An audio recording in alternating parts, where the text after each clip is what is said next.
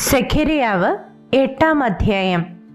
സൈന്യങ്ങളുടെ യഹോവയുടെ അരുളപ്പാട് എനിക്കുണ്ടായത് എന്തെന്നാൽ, സൈന്യങ്ങളുടെ യഹോവ ഇപ്രകാരം അരുളി ചെയ്യുന്നു: ഞാൻ മഹാതീഷ്ണതയോടെ സിയോനു വേണ്ടി എരിയുന്നു, ഞാൻ അതിനുവേണ്ടി മഹാക്രോധത്തോടെ എരിയുന്നു.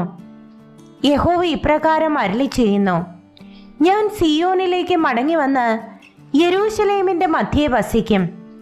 യെരൂശലേമിന് സത്യനഗരമെന്നും സൈന്യങ്ങളുടെ യഹോവയുടെ പർവ്വതത്തിന് വിശുദ്ധ പർവ്വതം എന്നും പേര് പറയും. സൈന്യങ്ങളുടെ യഹോവ ഇപ്രകാരം അരുളി ചെയ്യുന്നു: ഇനിയും യെരൂശലേമിൻ്റെ വീഥികളിൽ വൃദ്ധന്മാരും വൃദ്ധമാരും ഇരിക്കും. വാർദ്ധക്യ നിമിത്തം ഓരോരുത്തൻ കയ്യിൽ വടി പിടിക്കും. നഗരത്തിൻ്റെ വീഥികൾ ആൺകുട്ടികളെയും പെൺകുട്ടികളെയും കൊണ്ട് നിറഞ്ഞിരിക്കും. അവർ അതിൻ്റെ വീഥികളിൽ കളിച്ചുകൊണ്ടിരിക്കും. സൈന്യങ്ങളുടെ യഹോവ ഇപ്രകാരം അരുളി ചെയ്യുന്നു: അത് ഈ കാലത്തിൽ ഈ ജനത്തിൻ്റെ ശേഷിപ്പുള്ളവർക്ക് അതിശയമായി തോന്നുന്നുവെങ്കിൽ എനിക്കും അതിശയമായി തോന്നുമോ എന്ന് സൈന്യങ്ങളുടെ യഹോവയുടെ അരുളപ്പാട്.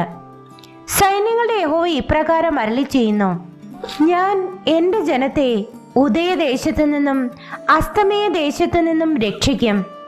ഞാൻ അവരെ കൊണ്ടുവരും. അവർ യെരൂശലേമിൽ പാർക്കും. സത്യത്തിലും നീതിയിലും അവർ എനിക്ക് ജനമായും ഞാൻ അവർക്ക് ദൈവമായും ഇരിക്കും. സൈന്യങ്ങളുടെ യഹോവ ഇപ്രകാരം അരുളി ചെയ്യുന്നു: സൈന്യങ്ങളുടെ യഹോവയുടെ ആലയമായ മന്ദിരം പണിയേണ്ടതിന് അടിസ്ഥാനമിട്ട നാളിൽ ഉണ്ടായിരുന്ന പ്രവാചകന്മാരുടെ വായിൽ നിന്ന് ഈ വചനങ്ങളെ ഈ കാലത്ത് കേൾക്കുന്നവരെ ധൈര്യപ്പെടുവിൻ. ഈ കാലത്തിന് മുൻപേ മനുഷ്യന് കൂലിയില്ല, മൃഗത്തിന് കൂലിയില്ല, പോക്കുവരത്ത് ചെയ്യുന്നവന് വൈരി നിമിത്തം സമാധാനവുമില്ല. ഞാൻ സകല മനുഷ്യരെയും തമ്മിൽ തമ്മിൽ വിരോധമാക്കിയിരുന്നു. ഇപ്പോഴോ ഞാൻ ഈ ജനത്തിന്റെ ശേഷിപ്പുള്ളവരോട് മുമ്പിലത്തെ കാലത്ത് എന്ന പോലെയല്ല എന്ന് സൈന്യങ്ങളുടെ യഹോവയുടെ അരുളപ്പാട്. വിധ സമാധാനത്തോടെ ആയിരിക്കും. മുന്തിരിവള്ളി ഫലം കായ്ക്കും. ഭൂമി അനുഭവം നൽകും. ആകാശം മഞ്ഞ് പെയ്യിക്കും. ഈ ജനത്തിന്റെ ശേഷിപ്പുള്ളവർക്ക് ഞാൻ ഇവയൊക്കെയും അവകാശമായി കൊടുക്കും.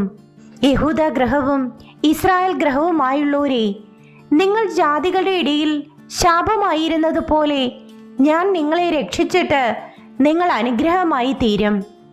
നിങ്ങൾ ഭയപ്പെടാതെ ധൈര്യമായിരിപ്പിൻ. സൈന്യങ്ങളുടെ യഹോവ ഇപ്രകാരം അരുളി ചെയ്യുന്നു: നിങ്ങളുടെ പിതാക്കന്മാർ എന്നെ കോപിപ്പിച്ചപ്പോൾ ഞാൻ നിങ്ങൾക്ക് തിന്മ വരുത്തുവാൻ വിചാരിക്കുകയും അനുതപിക്കാതിരിക്കുകയും ചെയ്തതുപോലെ ഞാൻ ഈ കാലത്ത് യെരൂശലേമിനും യഹൂദ ഗൃഹത്തിനും വീണ്ടും നന്മ വരുത്തുവാൻ വിചാരിക്കുന്നു. നിങ്ങൾ ഭയപ്പെടേണ്ട എന്ന് സൈന്യങ്ങളുടെ യഹോവ അരുളി ചെയ്യുന്നു. നിങ്ങൾ ചെയ്യേണ്ടുന്ന കാര്യങ്ങൾ ഇവയാകുന്നു: ഓരോരുത്തൻ താൻ തൻ്റെ കൂട്ടുകാരനോട് സത്യം പറവിൻ.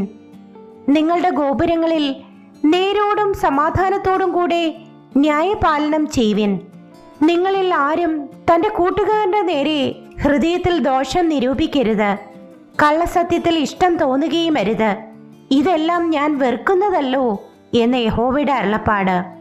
സൈന്യങ്ങളുടെ യഹോവയുടെ അരുളപ്പാട് എനിക്കുണ്ടായത് എന്തെന്നാൽ, സൈന്യങ്ങളുടെ യഹോവ ഇപ്രകാരം അരുളി ചെയ്യുന്നു: 4-ാം മാസത്തെ ഉപവാസവും 5-ാം മാസത്തെ ഉപവാസവും 7-ാം മാസത്തെ ഉപവാസവും 10-ാം മാസത്തെ ഉപവാസവും യഹൂദഗൃഹത്തിന് ആനന്ദവും സന്തോഷവും പ്രമോദമായുള്ള ഉത്സവങ്ങളുമായിരിക്കണം. അതുകൊണ്ട് സത്യവും സമാധാനവും ഇഷ്ടപ്പെടുവിൻ. സൈന്യങ്ങളുടെ യഹോവ ഇപ്രകാരം അരുളി ചെയ്യുന്നു: ഇനി ജാതികളും അനേക പട്ടണങ്ങളിലെ നിവാസികളും വരുവാൻ ഇടയാകും. ഒരു പട്ടണത്തിലെ നിവാസികൾ മറ്റൊന്നിലേക്ക് ചെന്ന്, വരുവിൻ, നമുക്ക് യഹോവയെ പ്രസാദിപ്പിക്കേണ്ടതിനും സൈന്യങ്ങളുടെ യഹോവയെ അന്വേഷിക്കേണ്ടതിനും പോകാം, ഞാനും പോരുന്നു എന്ന് പറയും. അങ്ങനെ അനേക ജാതികളും ബഹുവംശങ്ങളും യെരൂശലേമിൽ സൈന്യങ്ങളുടെ യഹോവയെ അന്വേഷിപ്പാനും യഹോവയെ പ്രസാദിപ്പിപ്പാനും വരും. സൈന്യങ്ങളുടെ യഹോവ ഇപ്രകാരം അരുളി ചെയ്യുന്നു: ആ കാലത്ത് ജാതികളുടെ സകല ഭാഷകളിലും നിന്ന് 10 പേർ ഒരു യഹൂദന്റെ വസ്ത്രാഗ്രം പിടിച്ച്, ദൈവം നിങ്ങളോടുകൂടെ ഉണ്ടെന്ന് ഞങ്ങൾ കേട്ടിരിക്കയാൽ ഞങ്ങൾ നിങ്ങളോടുകൂടെ പോരുന്നു എന്ന് പറയും.